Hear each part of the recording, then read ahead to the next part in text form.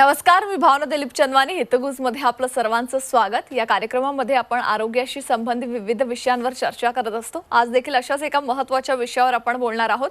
विषयाचं नाव आहे किडनीचा कर्करोग आणि त्यावरील रोबोटिक उपचार. आणि याविषयी आपल्याला माहिती देतील डॉक्टर अश्विन तामळकर सर. सुरुवातीला आपण त्यांचं स्वागत करूया आणि त्यानंतर या विषयाला सुरुवात करूया. नमस्कार डॉक्टर. नमस्ते. डॉक्टर अश्विन सुनील तामळकर यांनी MBBS, MS यासह MCH यूरोलॉजी केलेला आहे. सोबतच त्यांनी यूरोलॉजी कॅन्सर आणि robotic fellowship Tata memorial hospital आणि लिस्टर हॉस्पिटल UK येथून प्राप्त केली आहे.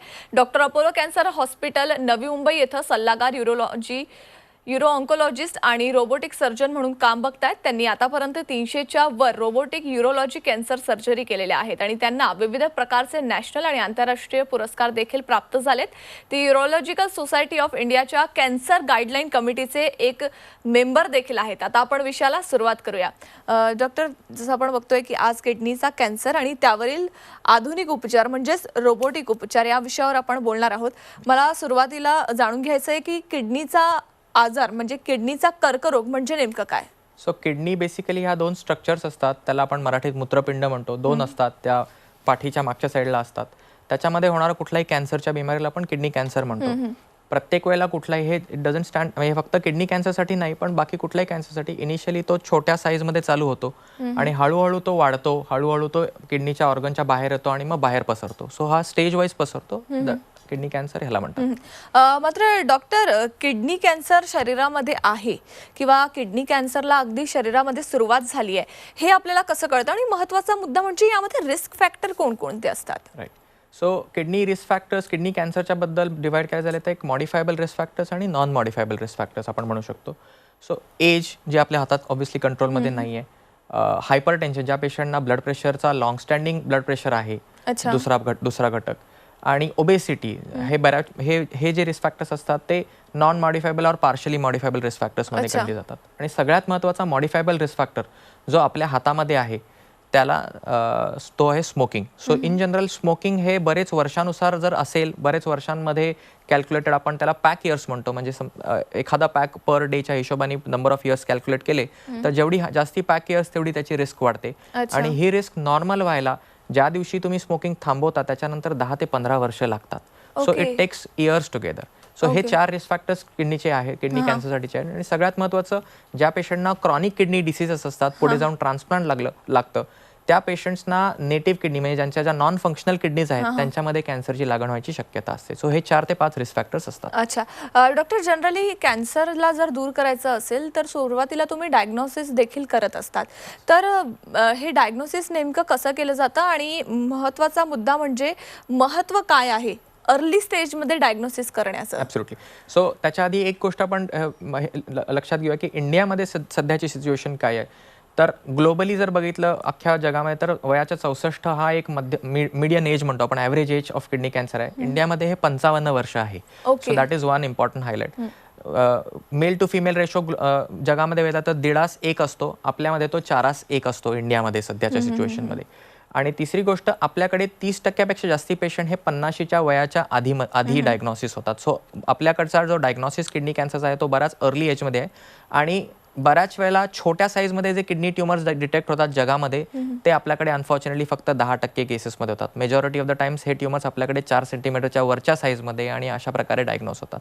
त्यामुळे सगळ्यात महत्त्वाचं ह्यांचा अर्ली डायग्नोसिस करणं खूप महत्त्वाचं आहे. जसं तुम्ही अगदी राईटली म्हणलं की डायग्नोसिस फार महत्त्वाची स्टेप आहे. सो जितका लवकर डायग्नोसिस तितका साईज छोटा आणि त्याच्यासाठीची तितकीच ट्रीटमेंट क्युरेटिव्ह मोडॅलिटीने होईल आणि पूर्णच्या पूर्ण कॅन्सर बरा होईल ह्याची शक्यता जास्ती असते. सो ह्या 2 गोष्टी आपल्याला बघणं महत्त्वाचं असतं. म्हणजे कोणकोणत्या 2 गोष्टी बघणं महत्त्वाचं असतं डॉक्टर? अर्ली डायग्नोसिस आणि early pickup of any symptom. So त्याच्यात सिम्पटम्समध्ये जर बघायचं झालं तर जनरली इनिशियल स्टेजेसमध्ये हा किडनी कॅन्सर खूप सिम्पटम्स देत नाही जोपर्यंत साईज छोटा असतो.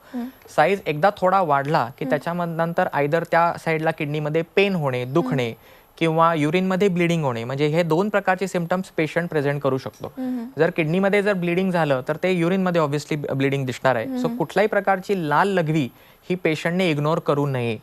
पेशंट म्हणजे कुठल्याही माणसाने इग्नोर करू नये. इव्हन पहिला एपिसोड, त्याला आपण मेडिकल टर्म्समध्ये हिमॅच्युरिया म्हणतो, कुठलाही एक एपिसोड हिमॅच्युरियाचा असेल तर तो डॉक्टरांना जाऊन रिपोर्ट करावा. त्याच्यामध्ये किडनी किंवा ब्लॅडर किंवा प्रॉस्टेटच्या कॅन्सरची लागण असण्याची शक्यता दाट असते आणि मोस्ट कॉमनली किडनी कॅन्सरची शक्यता okay. So early reporting of symptoms, जे जे आपल्याला सिम्टम्स येतात ते लवकर रिपोर्ट करणे आणि त्याच्यापुढे त्याचं इव्हॅल्युएशन करणे आणि डायग्नोसिस करणे. मग हे इव्हॅल्युएशन जे आपण करतो ते आयदर सीटी स्कॅनच्या माध्यमाने करतो किंवा इनिशियली सोनोग्राफी होते आणि मग सीटी स्कॅन होतं आणि मग पुढच्या स्टेप्स डिसाईड होतात मॅनेजमेंटच्या. Okay okay. म्हणजे एकूणच जर लवकर रुग्ण तुमच्यापर्यंत आला तर त्याला डायग्नोसिस करण्याचं काम आणि एकूणच मी म्हणू शकते की ज्यावर जे उपचार पद्धती केल्या जातात त्या तेवढ्याच योग्यरित्या आणि लवकरात लवकर करता येऊ शकतं आणि तेवढीच इम्प्रूव्हमेंट देखील त्या रुग्णाची लवकर दिसून येऊ शकते. ऍब्सोल्युटली. आणि जर स्पेक्युलेशन बघायचं झालं तर 2030 पर्यंत आतापासून पुढच्या अनदर 10 इयर्समध्ये low socio economic develop countries, इंडियासारख्या कंट्रीज किंवा middle socio economic develop countries ह्याच्यामधला हा इन्सिडन्स कॅन्सरचा वाढलाय. ग्राफमध्ये तिथे दाखवलाय. पण डेव्हलप्ड कंट्रीजमध्ये हा इन्सिडन्स आता कमी येतोय, पण अजून इंडिया आणि आपल्यापेक्षा ज्या पुअर कंट्रीज आहेत त्याच्यामध्ये हा इन्सिडन्स अजूनही वाढत्या मापामध्ये आहे पुढच्या 10 ते 20 वर्ष. त्यामुळे आपण ह्याच्यावरती वेळेला राईट ऍक्शन घेणं आणि प्रिव्हेन्शन करणं फार महत्त्वाचं आहे. आणि त्याच्यासाठी सगळ्यात महत्त्वाचं आहे की रिस्क फॅक्टर जे आपण आहेत त्यातला मॉडिफायबल जो आपण डिस्कस केला, smoking cut down, that is very important. पण सर जरी तो स्मोकिंग जसं तुम्ही म्हटलं की स्मोकिंग सोडणं खूप गरजेचं आहे, ते सोडल्यानंतर देखील 10 ते 15 वर्ष लागतात आणि ही खूप लॉंग टर्म मी असं म्हणू शकतो. त्यामुळे कुठलाही ऍक्शन घ्यायचं असेल तर the day is now. Okay.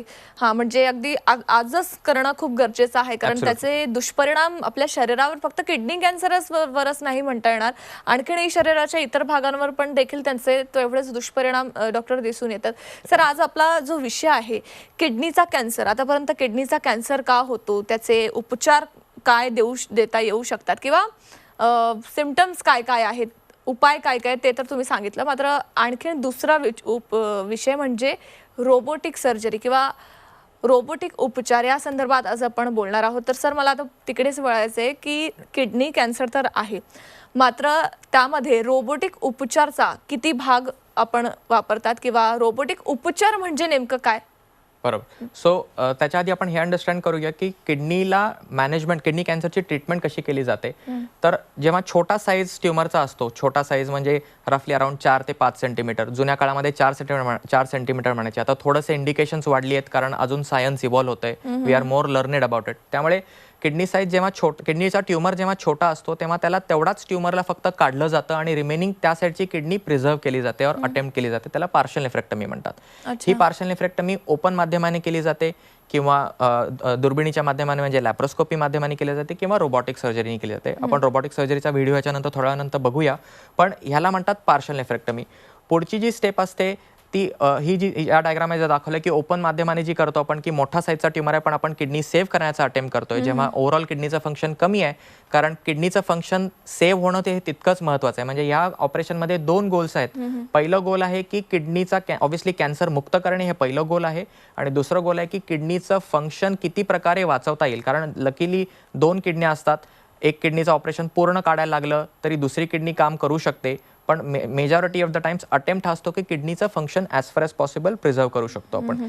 So हे लॅप्रोस्कोपिक सर्जरीचं हे आहे, त्याच्यामध्ये आपण दुर्बिणीने ही शस्त्रक्रिया करतो. आणि जेव्हा ट्युमर खूप मोठ्या साईजचा असतो तेव्हा त्यावेळेला आपण अनफॉर्च्युनेटली किडनी पार्शली ट्युमर काढून वाचवू शकत नाही. मग त्यावेळेला पूर्ण त्या साईडचं किडनीचं युनिट आपल्याला ऑपरेशन करून काढायला लागतं. त्याला रॅडिकल नेफ्रेक्टमी म्हणतात. सो पहिली पार्शल नेफ्रेक्टमी आणि आताची दुसरी स्टेप असते त्याला रॅडिकल नेफ्रेक्टमी. यात साईज क्रायटेरिया, पेशंटचा वय, फिटनेस, ह्या सगळ्या गोष्टींचा एक अनुषंगाने घेऊन पुढचं डिसिजन घ्यायला लागतात. याच्यासाठी बऱ्याच वेळेला ट्युमर बोर्ड नावाची डिस्कशन्स होतात. म्हणजे tumour board is a concept ज्याच्यामध्ये आम्ही अपोलो हॉस्पिटलमध्ये रेग्युलरली करतो, पॅन इंडिया लेवलला करतो, की मल्टिपल टीम ऑफ मेंबर्स म्हणजे सर्जिकल साईडचे लोक, मेडिकल ऑन्कॉलॉजीचे, केमोथेरपीचे लोक, रेडिएशनचे लोक, असे प्रत्येक not just for kidney cancer but majority कॅन्सरसाठी एकत्र डिस्कस करून they come up with a joint plan for the patient. म्हणजे त्या पेशंटच्या इम्पॉर्टन्ससाठी जो प्लॅन आहे त्याच्यासाठी ते करतात. सो रोबोटिक सर्जरीमध्ये सगळ्यात महत्त्वाचा ॲडव्हान्टेज काय आहे, आपण आता व्हिडिओ प्ले करू शकतो रोबोटिक पार्शल नेफ्रेक्टमीचा आत्ता बॅकग्राऊंडला. सो पार्शल नेफ्रेक्टमी रोबोटिक सर्जरीचा ॲडव्हान्टेज काय की ती 3 डायमेन्शनल विजन देते आपल्याला, ॲक्युरेट प्रिसिजन देते. त्याच्यामध्ये ब्लड लॉस हार्डली काही असतो, त्याच्यामुळे पेशंटला रिकव्हरी फास्ट होते, छोट्या छोट्या कट्स मार्फत सर्जरी होते, मोठा चिरा घ्यायची गरज लागत नाही. अदरवाईज किडनी सर्जरीचा जो चिरा आहे तो ऑलमोस्ट शेवटच्या पसळीमधून जातो, बराच मोठा चिरा असतो, तो बराच वेदनादायक असतो ऑपरेशनच्या नंतर. सो ही सगळी पेन कमी होते, त्यामुळे पेशंटची रिकव्हरी फास्ट होते आणि मॅग्निफिकेशन असल्यामुळे ॲब्सोल्युटली प्रिसाईज प्रकारे ही सर्जरी करता येते. पार्शल नेफ्रेक्टमीसाठी आणि प्रॉस्टेट कॅन्सरच्या सर्जरीसाठी रोबोटिक सर्जरीचा हा स्ट्रॉंग रोल आहे युरोलॉजिकल कॅन्सर्समधला, युरोलॉजिकल फील्डमधला. बाकी सर्जरीचा ऑब्व्हियसली आपण डिस्कशन आता करत नाही, पण partial nephrectomy is one of the important surgery ज्याच्यामध्ये रोबोटिक सर्जरी आपल्याला खूप मॅक्सिमल ॲडव्हान्टेज. आणि सर आपण खरं तर या व्हिडिओमध्ये बघू देखील शकतो की कशा प्रकारे एकूणच ही ट्रीटमेंट केली जाते. पूर्ण किडनीचा जो भाग आहे तो काढण्याची गरज पडत नाहीये. अगदी ज्या ठिकाणी हा ट्यूमर आहे तिथलाच भाग फक्त काढला जातोय आणि अर्थात आणि टाके मारून जो किडनीच्या मधला जो तुम्ही ट्रेंच केलेला आहे क्रिएट तो रिकन्स्ट्रक्ट केला जातो. अच्छा. आणि सर रोबोटिक उपचार पद्धती म्हटल्यानंतर अनेकांच्या अशा मनात विचार येतो की ते रोबोटच उपचार करतात. एक्झॅक्टली त्या रोबोटच्या मागे त्यांना ट्रेन करणारे लोक कोण असतात, म्हणजे ती उपचार पद्धत कशी प्रकारे केली जाते? सो रोबोटिक सर्जरीमध्ये रोबोट ऍक्च्युली हे एक टूल आहे, ते एक साधन आहे. पूर्णच्या पूर्ण सर्जरी रोबोटला स्वतःला ऑटोनॉमिसिटी नाही, म्हणजे स्वतःला साध्या भाषेत सांगायचं झालं तर स्वतःला काही बुद्धी नाही. तो अख्खी सर्जरी जी आहे ती पूर्णच्या पूर्ण सर्जनच करतो. फक्त ह्या डायग्राम मध्ये दाखवलंय की कॉन्सोलवरती सर्जन बसलेला आहे, तो पेशंट साईडला नाही आहे. पेशंटच्या साईडला एक छोटी रोबोटिक सर्जरीची कार्ट आहे ज्याच्या माध्यमातून इन्स्ट्रुमेंट्स टाकलेली आहेत आणि सर्जन कॉन्सोलवर बसून हे सगळं पूर्ण ऑपरेशन करतोय. So each and every step, कुठलीही एक स्टेप अशी होत नाही की जी सर्जनी नाही केली आणि ऑटोमॅटिकली आपापली आतमध्ये झाली. सो पूर्णच्या पूर्ण गोष्टी ह्या वेल गव्हर्न्ड आहेत, सेफ आहेत आणि त्याच्यामध्ये hundreds or millions of checks आहेत, सेफ्टी चेक्स आहेत. त्यामुळे ह्या सगळ्या ह्याच्यामध्ये जसं ह्या कॉन्सोलमध्ये सर्जन बसून डायग्राममध्ये दाखवले त्याच्यात 3 डायमेन्शनल विजन मिळते, जी नॉर्मल कन्व्हेन्शनल लॅप्रोस्कोपीमध्ये मिळत नाही. जी आपण जेव्हा नॉर्मल ओपन सर्जरी करतो आपल्या डोळ्यांना 3 डायमेन्शनल विजन असते. लॅप्रोस्कोपीमध्ये स्क्रीनवरती आपण जे बघतो ते 2 डायमेन्शन असतं, डेप्थ परसेप्शन असतं. तोच ह्या सगळ्या गोष्टींचा 3 डायमेन्शनल विजन मध्ये ॲडव्हान्टेज आहे आणि मॅग्निफिकेशन हा एक सगळ्यात मोठा ॲडव्हान्टेज आहे जर रोबोटिक सर्जरी करायचं म्हटलं की तुम्हाला अगदी एक बारीक गोष्ट शरीरातली, त्या रुग्णाच्या शरीरातली तुम्हाला दिसून येते आणि कशा प्रकारे ट्रीटमेंट करायची ते आणखीन सोयीस्कर होतं. ॲब्सोल्युटली. म्हणजे ट्रीटमेंट पण व्यवस्थित प्रकारे इझिली होते आणि प्रिसिजन वाढतं, ब्लड लॉस वगैरे सगळ्या गोष्टी कमी होतात आणि त्याच्यामुळे अल्टिमेटली ते आपण कॅन्सरचे आउटकम्स म्हणलं म्हणजे कॅन्सर क्युअर करण्याचे आउटकम्स आणि फंक्शनल आउटकम्स म्हणजे पार्शल नेफ्रेक्टमी केल्यानंतर त्या ती किडनी सेफ राहिली हे आउटकम्स हे कधीही बेटर राहतात आणि वेदना तेवढ्या देखील कमी होतात कारण छोटे चिरे आहेत, मोठा चिरा नाही, छोटे छोटे पोर्ट्स आहेत आपण म्हणतो. आपण त्याला मिनिमल इन्व्हेसिव्ह सर्जरी म्हणतो, MIS म्हणतो मेडिकल टर्म. म्हणजे हे एकूणच ज्या गोष्टी तुम्ही आता सांगितल्या हे सगळे फायदे रोबोटिक सर्जरीचे आहेत की अगदी तुम्हाला 3 डायमेन्शनल बघायला मिळतं जे तुम्हाला इतर उपचार पद्धतींमध्ये बघायला मिळत नाही आणि अगदी एक बारीक गोष्ट तुम्हाला त्या ठिकाणी बघायला मिळत असते. नाव जरी रोबोटिक सर्जरी असलं तरी त्याला हँडल करण्याचं काम हे पूर्ण सर्जन करतो, पूर्ण 100% सर्जनचं असतं. निश्चितच. डॉक्टर, उपचार कसे केले जातात हे तर तुम्ही अगदी स्पष्टरित्या आणि सविस्तर सांगितलं. मात्र अनेक वेळानं कॅन्सरच्या वेगवेगळ्या स्टेजेस असतात आणि कुठल्या स्टेजमध्ये त्या व्यक्तीला हे कळणार की बाबा मला कॅन्सर झालाय आणि आता मला पुढचे उपचार करावे लागतील. अनेक वेळा लास्ट स्टेजचा पण कॅन्सर असतो किंवा ट्रीटमेंट करत असताना जेव्हा तुम्ही लास्ट स्टेजमध्ये पोहोचतात त्यावेळेची कंडिशन नेमकी काय असते, तेव्हा काय उपचार दिले जातात? सो अनफॉर्च्युनेटली इंडियामधली आपली सॅड रियालिटी ही आहे की आपण किंवा बरेच वेळा पेशंट सिम्पटम्स इग्नोर करतात. म्हणजे आम्ही असं बराच वेळा एन्काउंटर करतो की युरिनमध्ये ब्लिडिंग झालेलेचे एपिसोड्स आहेत, पेशंटनी रिपोर्ट नाही केलं, 6 महिने काढले, 1 वर्ष काढलं, परत दुसरा एपिसोड झाला 6 महिन्यानंतर, तिसरा एपिसोड झाला आणि त्यावेळेला हळूहळू एवढ्या वेळामध्ये कॅन्सर हळूहळू वाढला, किडनीच्या बाहेर गेला किंवा अनफॉर्च्युनेटली पसरला आणि बोन्स, लंग्स, लिव्हरमध्ये गेला. त्यामुळे तुम्हाला सिम्पली अंडरस्टँड करायचं असेल तर कुठलाही, हे फक्त किडनीसाठी ट्रूथ नाही आहे, कुठल्याही कॅन्सरसाठी आहे. जेव्हा कॅन्सर त्या ऑर्गन पुरता लिमिटेड असतो त्यावेळेला आपण त्या कॅन्सरला क्युअरच्या इंटेन्शनने ट्रीट करू शकतो. पण जेव्हा तो कुठे पसरतो दुसरीकडे तेव्हा त्याला आपण पूर्ण क्युअर करू शकत नाही कारण ऑलरेडी पसरलाय. त्यावेळेला ट्रीटमेंट इंटेन्शन पूर्ण चेंज लॉंग टर्म कंट्रोलसाठी होतं आणि क्युअर करू शकत नाही. त्यामुळे अर्ली डायग्नोसिस जेव्हा तो त्याच ऑर्गनमध्ये आहे, फॉर एक्झाम्पल आता आज किडनी डिस्कस करतो, किडनीमध्ये आहे तेव्हाच त्याचा डायग्नोसिस होणं महत्वाचं आहे. म्हणून अर्ली रिपोर्टिंग ऑफ सिम्पटम महत्वाचं आहे. ह्याला सेकंडरी प्रिव्हेन्शन पण म्हणतात. वेनेवर एक इमिडिएटली काही आपल्याला कळतंय ते लगेच रिपोर्ट करून इव्हॅल्युएट करणं आवश्यक आहे. आता तुम्हाला एक अजून गोष्ट सांगायची झाली तर नॉर्मली आता अवेअरनेस खूप वाढतोय, स्क्रीनिंग टेस्ट वाढत आहेत. जसं प्रॉस्टेट कॅन्सरमध्ये PSA स्क्रीनिंग करतो किंवा लेडीजमध्ये आपण ब्रेस्ट कॅन्सरसाठी मॅमोग्राफी करतो, तसं ह्या सगळ्या कॅन्सरसाठी स्क्रीनिंग नाही आहे. पण ह्याच्यामध्ये नॉर्मली आपण वयाच्या 40-45 नंतर बऱ्याच वेळेला हेल्थ चेकअप्स करतो, त्याच्यामध्ये सोनोग्राफी करतो. तर बऱ्याच वेळा आम्हाला असे इन्सिडेंटल डायग्नोसिस मिळतात. म्हणजे सोनोग्राफीमध्ये 1-2 सेंटीमीटर साईजची छोटी किडनीची गाठ मिळाली आहे, ती गाठ लगेच डॉक्टरला रिपोर्ट करून CT स्कॅन करून त्याचं पुढचं ट्रीटमेंट आणि ऑपरेशन करणं महत्त्वाचं असतं. या छोट्या साईजमध्ये अगेन जसं मी म्हटलं की पार्शियल नेफ्रेक्टमी आपण ऑप्शन असतो. जसा जसा मोठा होईल तसा तसा पार्शियल नेफ्रेक्टमीचा ऑप्शन जाऊन तो पूर्ण रिमूव्हल आणि रॅडिकल नेफ्रेक्टमीमध्ये कन्वर्ट करायला लागतो. आणि थोड्या वेळानंतर जेव्हा डायग्नोसिसमध्ये कॅन्सर पूर्ण बाहेर पसरला अशा सिच्युएशनमध्ये डायग्नोज होतो, आपण त्याला स्टेज 4 कॅन्सर म्हणतो साध्या भाषेत, त्यावेळेला आपण पूर्ण कॅन्सरला ऑपरेशन करून फारसा फायदा नसतो. त्यावेळेला आपल्याला किमोथेरपी, त्यावेळेला मेडिकल ऑन्कॉलॉजी टीमची फार स्ट्रॉंग रोल असतो.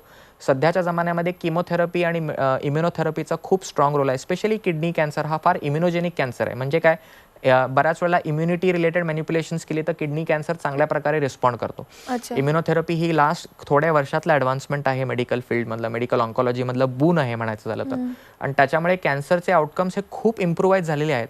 सो अशा स्टेजेसमध्ये इम्युनोथेरपीमुळे आपल्याला बऱ्याच वेळेला ॲडव्हान्टेज मिळतो आणि इम्युनोथेरपीमुळे पेशंटची लॉंगेविटी किंवा लाईफस्पॅन आहे तो बऱ्यापैकी प्रिझर्व राहायची शक्यता वाढते. निश्चितच सर. खरं तर सर या संदर्भात आणखीनही आपण बोलूया, पण एका छोट्याशा ब्रेकसाठी आपण इथे थांबतोय. तेव्हा तुम्ही कुठेही जाऊ नका, पाहत राहा आमचा खास कार्यक्रम हितगुज. तेव्हा किडनीचा कॅन्सर आणि त्यावरील रोबोटिक उपचार याविषयी आज आपण बोलतोय. डॉक्टर अश्विन आहेत आपल्यासोबत. पुन्हा एकदा चर्चेला सुरुवात करूया. डॉक्टर, अनेक वेळा कुठलाही आजार असेल ना, त्याला हेरिडिटी ही देखील एक महत्त्वाचं कारण ठरतं. कॅन्सरमध्ये हेरिडिटीचा प्रॉब्लेम येतो का? येस. सो किडनी कॅन्सरमध्ये काही कॅन्सर्स हेरिडिटरी असतात, जे मेजॉरिटी ऑफ द टाइम्स दोन्ही किडण्यांमध्ये प्रेझेंट होतात. अर्ली एज ऑफ ऑनसेट असतो, म्हणजे वयाच्या 30-40 मधले पण ट्युमर्स घेतलेले पेशंट असतात, किंवा अर्ली एजमध्ये लेट स्टेजमध्ये प्रेझेंट होतात, किंवा फक्त किडनी नाही तर किडनी सोडून अजून बाकी असोसिएटेड काही कॅन्सर्स त्यांना बनतात. पॅनक्रियाटिक कॅन्सर्स असतील, बरेचसे कॅन्सर असतील. सो हे हेरिडिटरी अनुवांशिक कॅन्सर्स असू शकतात. त्यांचा पर्सेंटेज कमी असतं, पण आपला इंडेक्स ऑफ सस्पिशन तेव्हा आपण ठेवतो आणि इव्हॅल्युएट करतो, त्यावेळेला जेनेटिक टेस्ट करतात जेव्हा त्या अशा टाईपचे काही इंडिकेशन्स आपल्याला दिसतात. So in general hereditary cancers exist होतात आणि ते किडनी कॅन्सरमध्येही असू शकतात, कन्वर्ट होऊ शकतात. डॉक्टर, अगदी वेळ कमी आहे, पण जाता जाता मला खरं तर कॅन्सर संदर्भातले गैरसमज आणि कॅन्सरला दूर ठेवण्यासाठी काय करता येऊ शकतं या संदर्भात जाणून घ्यायचंय. ॲब्सोल्युटली. सो 1-2 मिनिटात किडनी कॅन्सरबद्दल सांगतो. सो किडनी कॅन्सरसाठी सगळ्यात महत्त्वाचं प्रायमरी प्रिव्हेंशन म्हणजे काय आहे की रिस्क फॅक्टर्स कमी करा. म्हणजे स्मोकिंग कमी करा, ओबेसिटीसाठी कंट्रोल करा, फिटनेस मेंटेन करा, रेग्युलर हेल्दी डायटरी हॅबिट्स असू देत. ह्या प्रकारांमध्ये आपले कॅन्सर बनण्याचे प्रमाण कमी होतील. सेकंडरी प्रिव्हेंशन म्हणजे अर्ली डायग्नोसिस. म्हणजे कुठलेही सिम्पटम इग्नोर करू नका. बॅक पेन होतीये, रिपोर्ट करा. रेग्युलर बॅक पेन होतीये, रिपोर्ट करा. युरिनमध्ये ब्लिडिंग होतंय, रिपोर्ट करा. सो ह्या गोष्टींमध्ये आपलं अर्ली डायग्नोसिस होईल आणि त्यावेळेला आपल्याला त्या सिच्युएशनमध्ये अर्ली स्टेजमध्ये किडनी प्रिझर्व्ह करण्याची शक्यता राहू शकेल bye doing a partial nephrectomy. In general सगळ्यात महत्त्वाचा सल्ला हा आहे की स्मोकिंग. आता 31 मे हा नो टोबॅको डे आहे. It is actually a good time and luckily आपला प्रोग्राम त्या अनुषंगाने झाला आहे आज. सो नो टोबॅको डेच्या हिशोबाने जर तुम्हाला आज शपथ घ्यायची असेल की तेव्हापासून मी स्मोकिंग क्विट करणार आहे, तर तुमची रिस्क नॉर्मल व्हायला 15 वर्ष लागणार आहेत. त्यामुळे it is a high time that you should be acting upon it. In general healthy dietary habits, fitness, exercise, cut down on risk factors, हे 4 प्रिन्सिपल्स असतात, पिलर्स असतात. हे कुठल्याही कॅन्सरसाठी, आज आपण फक्त किडनी बोलतोय, पण इन जनरल कुठल्याही कॅन्सरसाठी हे युनिव्हर्सली ठरतात. कॅन्सर मॅनेज सर, तेव्हा खरं तर आरोग्याला ठीक ठेवणं आणि आरोग्याकडे लक्ष देणं हे खूपच गरजेचं आहे. कुठलाही कॅन्सर असू दे, फक्त आज किडनी कॅन्सर संदर्भातच नाही तर इतर आजार आणि इतर कॅन्सर संदर्भात देखील या गोष्टी लागू होतात. वेळेअभावी आपल्याला डॉक्टर इथंच थांबावं लागतंय, बट तुम्ही इथं आलात त्यासाठी खूप खूप धन्यवाद. थँक्यू. तेव्हा किडनीचा कॅन्सर आणि त्यावरील रोबोटिक उपचार पद्धती नेमक्या कोणकोणत्या असतात आणि काय असतात त्या संदर्भात डॉक्टरांनी आज आपल्याला सविस्तर माहिती दिलेली आहे. कॅन्सरपासून दूर राहण्यासाठी नेमकं काय करावं त्या संदर्भात देखील डॉक्टरांनी आपल्याला सांगितलं. अशा कुठल्याही कॅन्सरला तर तुम्ही सामोरे जात असाल किंवा तुमच्या नातेवाईकांमध्ये, तुमच्या जवळच्या व्यक्तींमध्ये असा कुठलाही त्रास कोणाला असेल तर निश्चितपणे अपोलो हॉस्पिटलला संपर्क साधा. या कार्यक्रमात मी आता इथंच थांबते. त्याच्या बातम्यांसाठी पाहत राहा फक्त झी 24 तास आणि राहा एक पाऊल पुढे. नमस्कार.